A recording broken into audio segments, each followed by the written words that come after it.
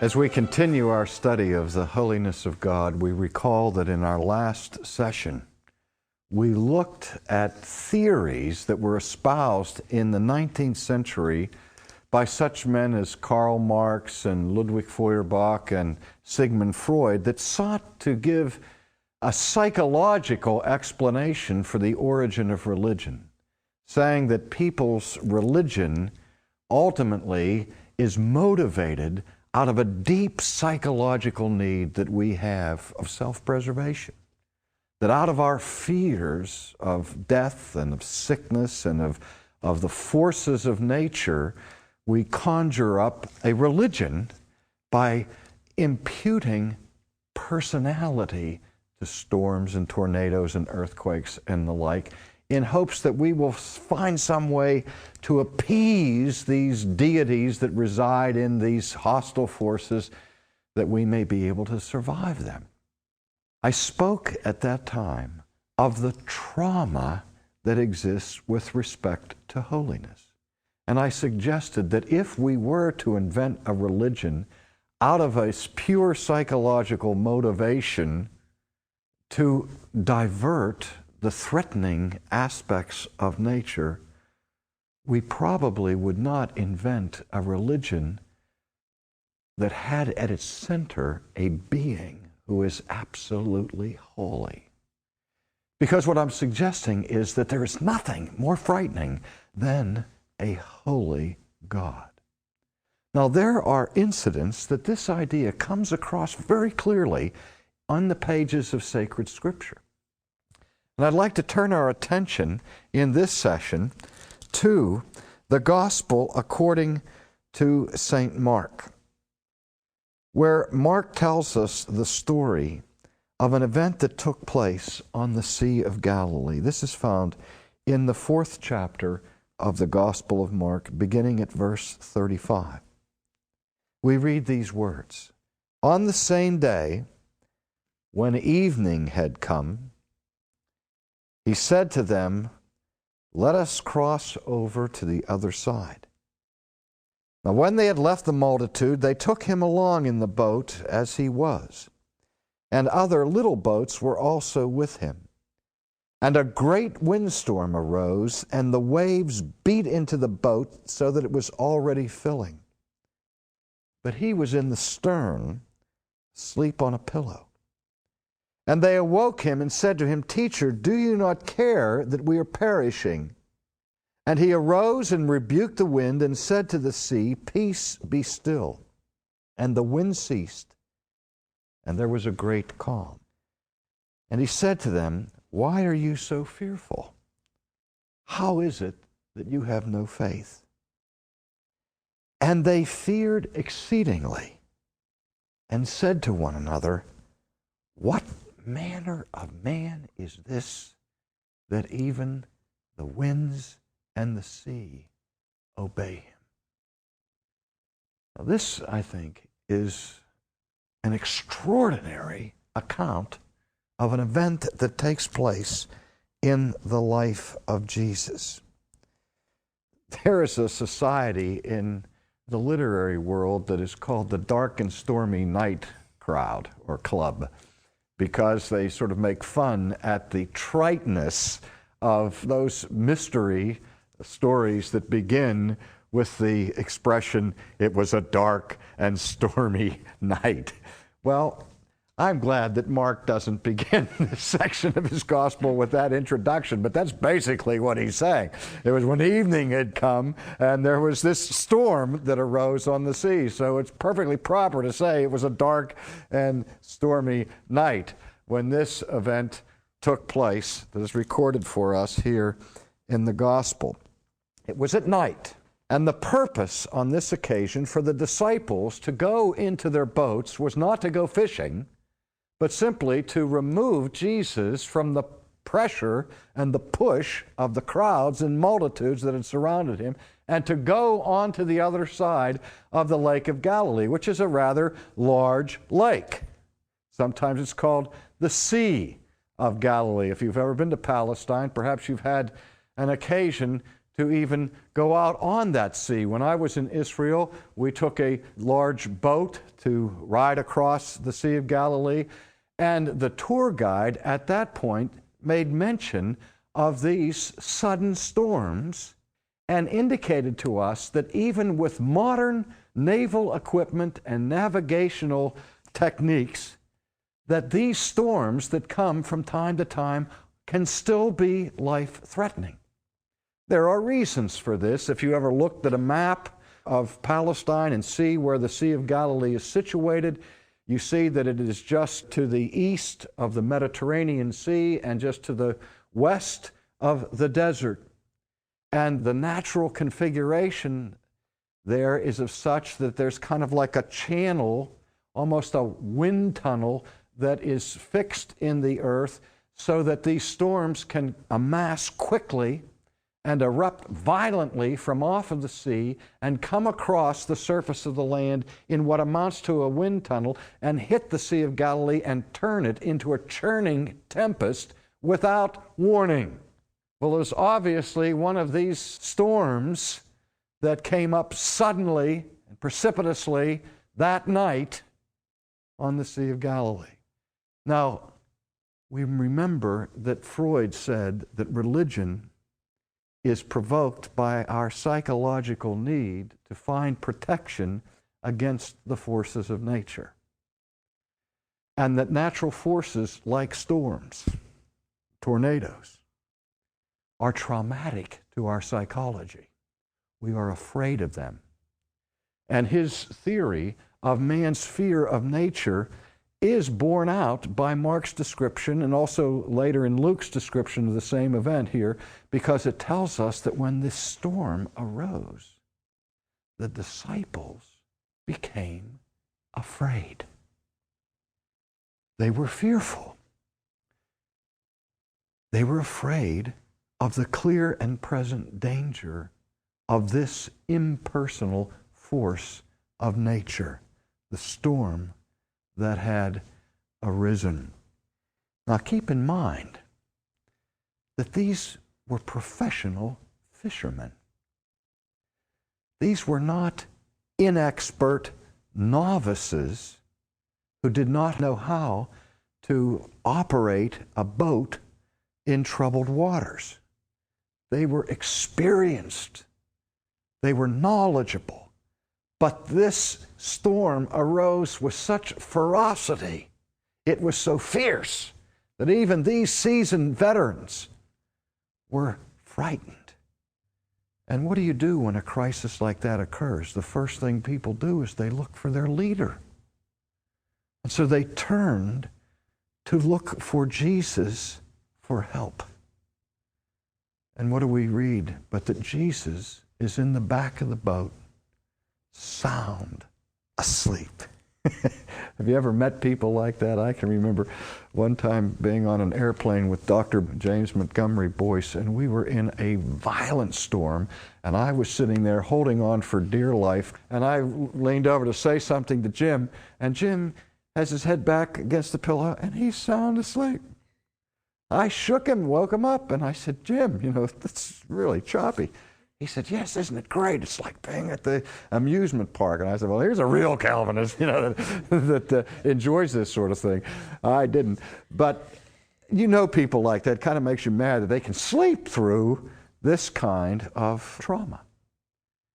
Well, there's Jesus in peaceful sleep, totally unconcerned.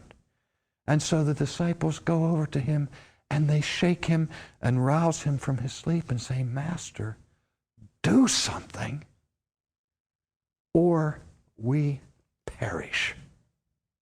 I have no idea, because the Bible doesn't tell us what it was they expected Jesus to do. I can't imagine. Maybe they expected him to pray, because they had seen the efficacy of his prayers before. But one thing I think we can conclude with a high degree of probability is that they did not expect Jesus to do what he did. Jesus appraised the situation, saw the storm, and opened his mouth and uttered a command. He spoke a command to forces that were impersonal. There was no demon in the sea, no demon in the wind for Jesus to rebuke. He was speaking to what we would call blind, impersonal forces. And with a loud voice, speaking to the wind and to the sea, he said, "Peace, be still." And instantly, the sea was like glass. And there wasn't the slightest zephyr in the air. Total calm descended on the scene. Calm of the wind, calmness of the sea, calmness in Jesus. Calmness was everywhere except in the hearts of the disciples. We would expect in this story that the reaction of the disciples would be unmitigated elation and joy. You would think they would throw their sou'westers in the air and say, "Thank you, Jesus, for saving us from the dreadful force of impersonal nature." Instead, the point I want us to see here is that the Scriptures describe the reaction of the disciples after the threat of nature had been removed to be a response of the increase of their fear. The Bible said, "And now they became exceedingly afraid," or very much afraid. Not of the storm, not of the wind, not of the water, but of Jesus. Now they stood frozen, but quaking before this man who had by divine imperative commanded nature to do something, and nature obeyed it. And they say, "What manner of man is this, that even the winds and the sea obey him?" Let me take a little license here with that question. Whether we think about it consciously, every person that we meet or encounter on the street, in the city, in the village, we do an instantaneous assessment of that person. Inside our response mechanisms, we're making an evaluation, friend or foe? Is that person approaching me harmless or dangerous? As we walk down the street, we just casually observe. Our eyes are scanning around. And when we see people smiling, we feel comfortable. If we see somebody approaching us with a scowl on their face, we become tense and protective. If they have a knife raised in front of us, we become exceedingly tense and defensive. But we are, in a sense, running through the computer of our brains, categorizing, classifying types of people that we've encountered. Because in our experience, we have met kind people, gentle people, docile people, aggressive people, angry people, hostile people, mean people, and violent people.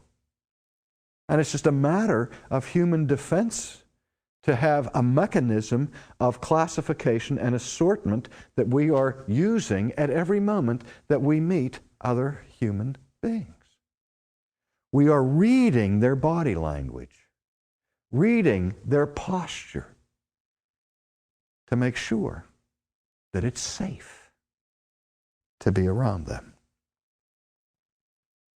And this is exactly what the disciples were like. They did the same thing. But now they had just witnessed Jesus calming the storm.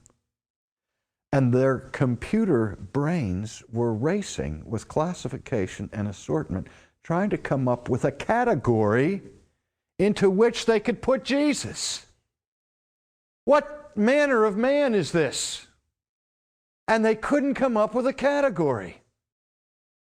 They realized that they were in the presence of one who appeared as a human being, like every other human being, but who had now just done something that put him in a class by himself that made him sui generis, completely other or different or alien from any human being they had ever met, because they had never met a person who could stand in a boat in the middle of a storm and say, "Peace, be still," and have a storm quit on command.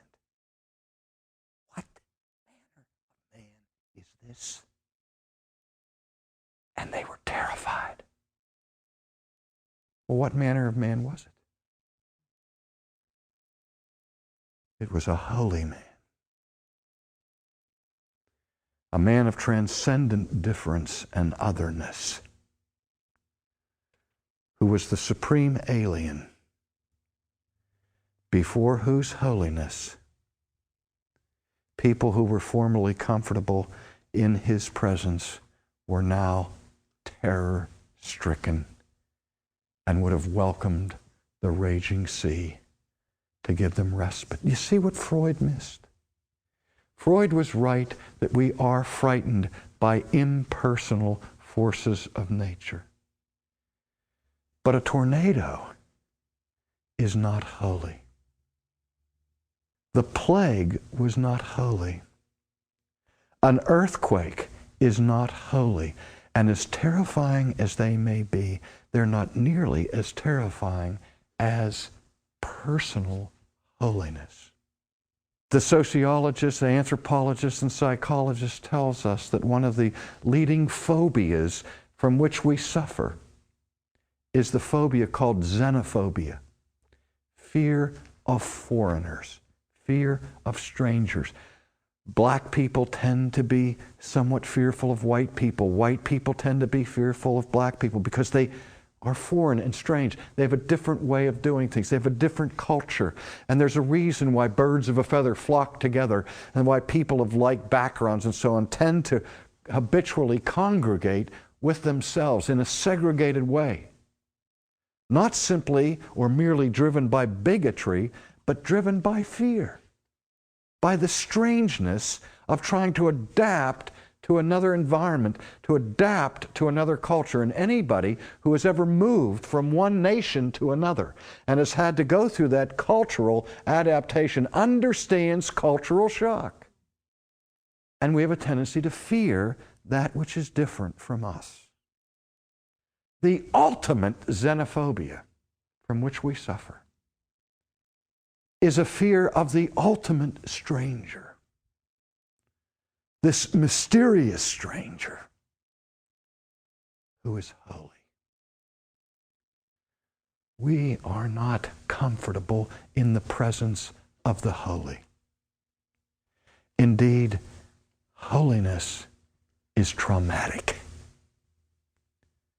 What manner of man is this, that even the winds and the sea obey him?